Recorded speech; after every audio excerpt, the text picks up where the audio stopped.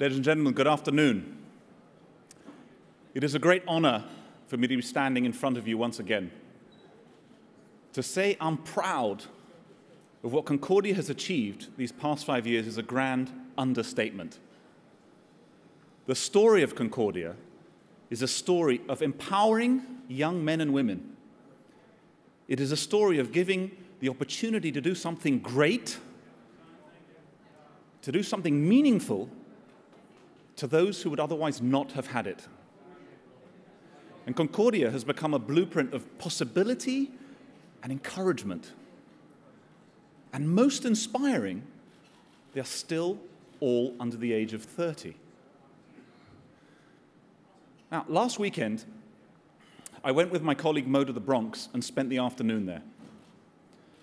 Mo grew up in the Bronx with a single mother, surrounded by suffocating hopelessness. Against all the odds, he worked his way as far as the White House. And he now runs the DC office of Libra. What Mo showed me affected me deeply.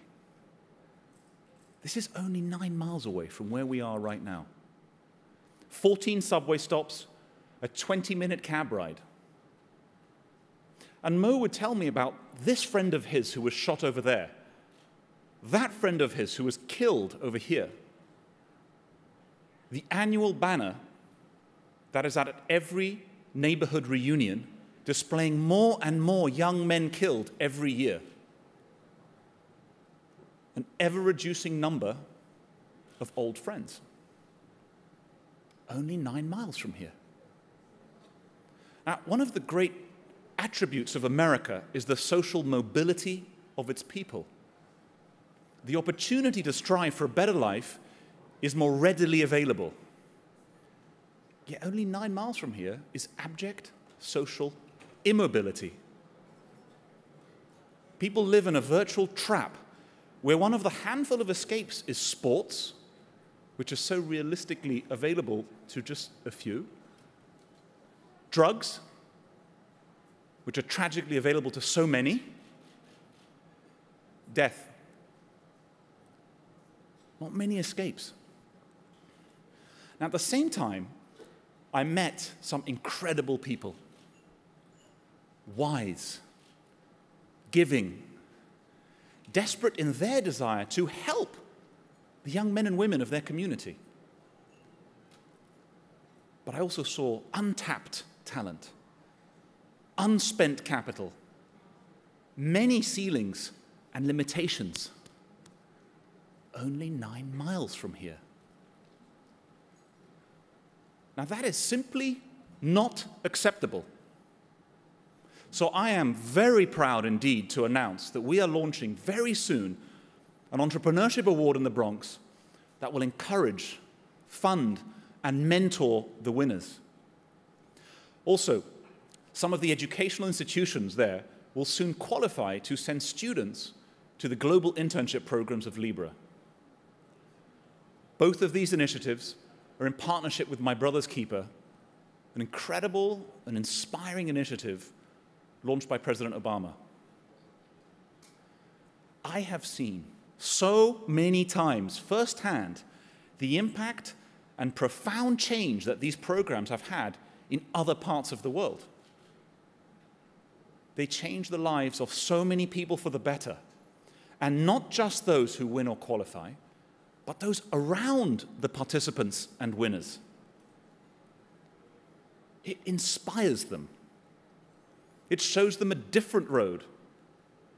It allows people to see what they can do instead of being limited by what they cannot do.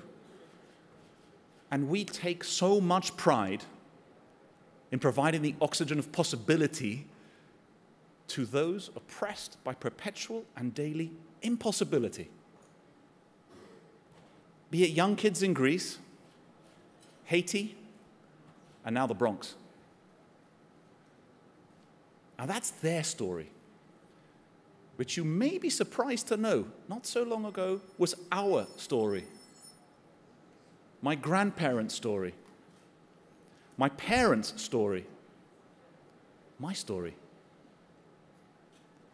The story of Libra was that our aspiration for the improbable enabled us to achieve the impossible. Yet we have always tried to do it with a very strong social conscience. We tried to keep the marriage between business making and social giving healthy. We strove for our philanthropy to be more rooted in empathy and empowerment than transactional and finite. We tried to de-link the idea that a winner had to be at the expense of a loser. In our own small way, we are trying to redefine capitalism. Now, should we not collectively agree that it is not impossible to balance success and progress with the awareness of suffering and the corresponding moral responsibility to do something about it? And the reality, of course, is that we cannot help everyone, but that does not give us license not to help someone. This is not just bleeding heart idealism.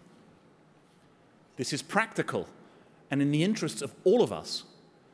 For when everyone is empowered and included, we all win as a society. We all gain. When large sections of society are burdened by a sense of cynicism or exclusion, we all lose something.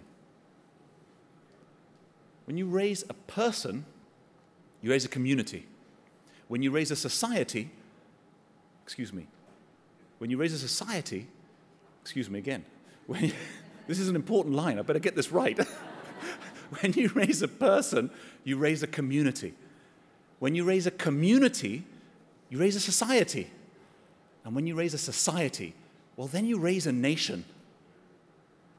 And ladies and gentlemen, as I look around this room, I see a vast amount of influence, a depth of possibility. You have in your hands the power to change things for the better. And a voice not heard or an action not taken is also a solution not found. So business leaders, you can set up internship programs, mentorship programs. Policymakers, you have the ability to keep bringing down barriers and opening doors. NGO leaders, I encourage you to keep prodding and partnering with more from the private sector. And to the young people here today, don't you ever give up and don't you ever give in. After all, ladies and gentlemen, these are the main themes of Concordia and why we are all here today. We all of us, as individuals and as a society, have been given so much by those who have preceded us. Their struggles led to our progress. Their fights led to our freedoms.